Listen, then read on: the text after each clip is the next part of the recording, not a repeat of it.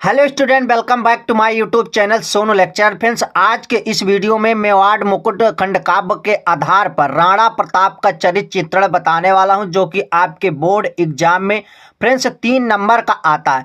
तो इसको आपको तैयार कर लेना है, जो कि आपके बोर्ड एग्जाम के लिए बेहद इंपॉर्टेंट है।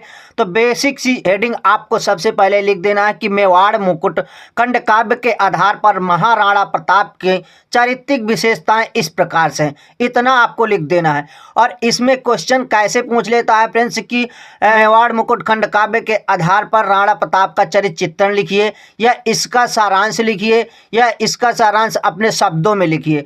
तो इस प्रकार से मैं लिखकर बता देता हूं, जो आपके बोर्ड एग्जाम के लिए बेहद इंपॉर्टेंट टॉपिक है फ्रेंड्स। तो इसको आपको तैयार कर लेना है। बेसिक से हेडिंग आपको डाल देना है कि मेवाड़ मुकुट खंड काव्य के आधार पर महाराणा प्रताप की चारित्रिक विशेषताएं इस प्रकार से।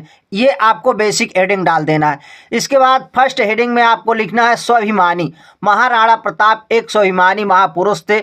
उनकी नस नस में स्वाभिमान समाया हुआ था। उन्हें अपनी जाति, कुल और देश पर गर्व था। स्वाभिमान के कारण वह मेवाड़ की मुक्ति के लिए वो जीवन भर संघर्ष करते रहे। ये आपकी फर्स्ट हेडिंग है। इतना आपको प्रथम हेडिंग में लिख देना। इसके बाद आपकी दूसरी हेडिंग है दृढ़ प्रतिज्ञ। ये दूसरी हेडिंग में आपको क्या लिखना है कि राणा प्रताप दृढ़ प्रतिज्ञ थे।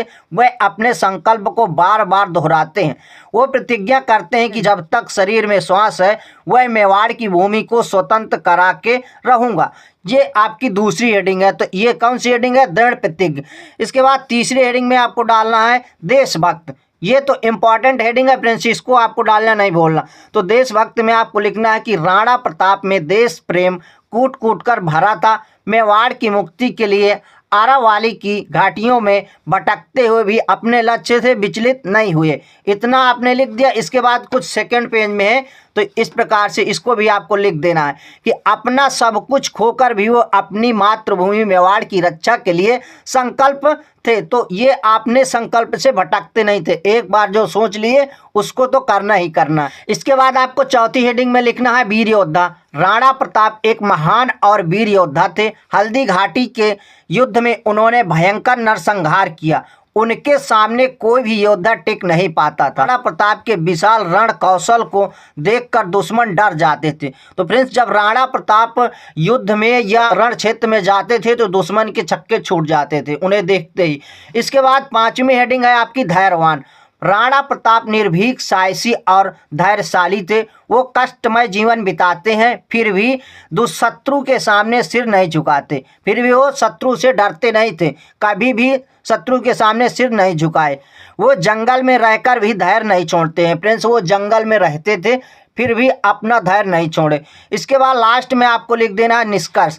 तो निष्कर्ष में आपको क्या लिखना है कि अतः इस प्रकार हम कह सकते हैं कि राणा प्रताप एक स्वाभिमानी, दृढ़ प्रतिज्ञ, देशभक्त, धैर्यवान और वीर योद्धा थे। तो फ्रेंड्स, अगर आपको निष्कर्ष में समझ में नहीं आता कि क्या लिखना है, अभी तक जो हेडिंग आपने लिखी है उन्हीं को कामा कामा करके लिख देना है।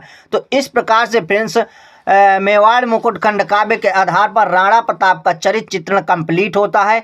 तो अगर आप इसे लिख देते हैं तो कंफर्म है कि आपके 3 नंबर कंप्लीट होने वाले हैं। तो फ्रेंड्स, ऐसे ही और इम्पॉर्टेंट से वीडियो पाने के लिए हमारे चैनल को सब्सक्राइब जरूर कर लीजिएगा।